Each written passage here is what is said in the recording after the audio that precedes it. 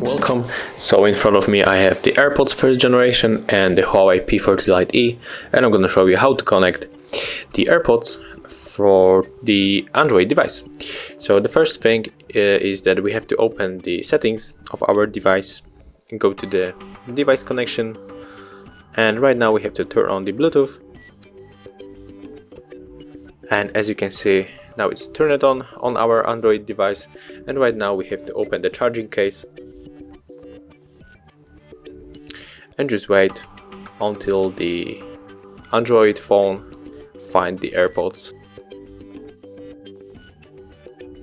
Okay, and as you can see we cannot find our device, so just do this again.